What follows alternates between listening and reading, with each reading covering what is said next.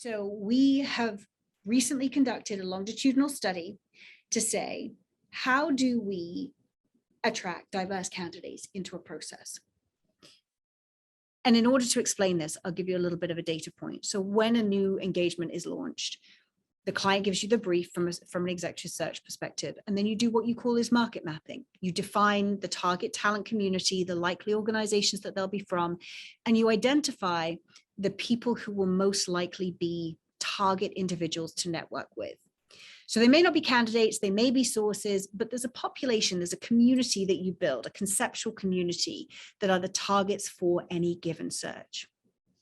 So through this longitudinal study, we've been measuring, when we're targeting those communities, how many times do we have to make contact with an individual in order to engage them in a conversation, in order to encourage them maybe to look at a new job description, in order to explore the validity of their potential background for the role that we're in the market for.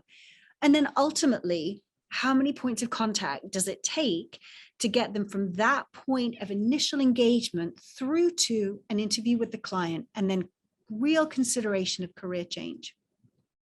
And what we found, and this is a really fascinating data point, what we found is it takes 1/3, get that, 1/3 more interactions with female candidates to get them from the first point of contact through to a close than it does male candidates.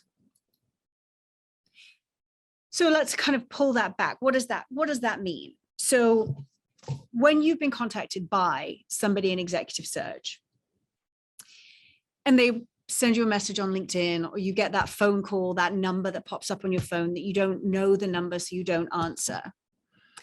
If that happens over the course of 2 weeks, whilst a search consultant is in pursuit of a conversation with you, and it takes you 2 weeks to engage, in that same amount of time, a non-diverse candidate may have taken the first call, happened to see a number they didn't know, thought they'd be curious to see who it was, picked up the call the first day of the search.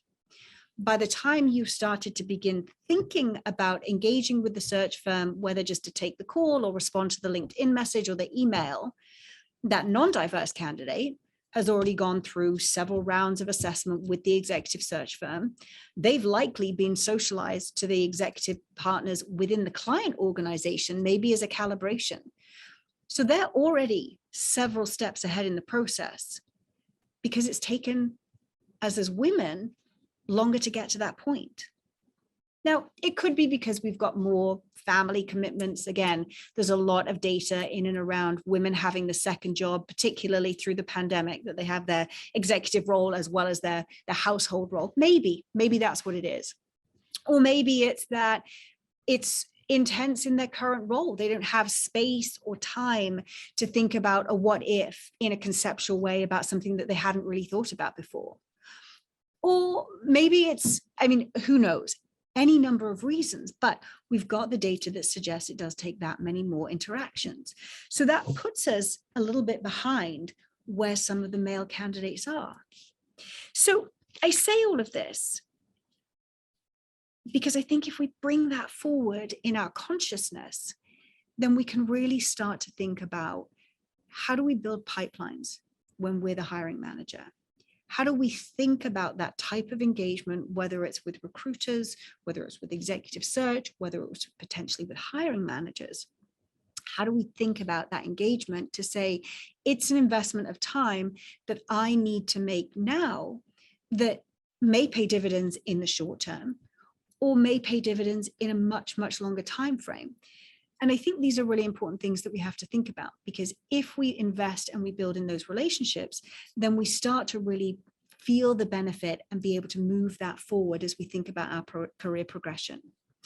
I recognize that I'm running out of time here, so I do want to bring just a couple of other points to the fore. Firms, your firm is probably one of them, are looking for their client partners to be representative of diversity. So if we are skewed white and we are skewed male in the executive search space, then when you potentially as a hiring manager or you as a candidate are looking at search firms to engage with, look at the representation within their search team. Find the firms that are building networks and proactively building networks of women, because that will accelerate the path to building that spider web, to being given access to those roles, and then be open-minded to having the conversation when you didn't mean to, you didn't expect to, and you really didn't want to, but it might be interesting. I'll leave you with this, a final screen share here. In 2015, RBG was asked, when will there be enough women in the Supreme Court? I'm sure you can all remember this. She said, there'll be enough when there are 9.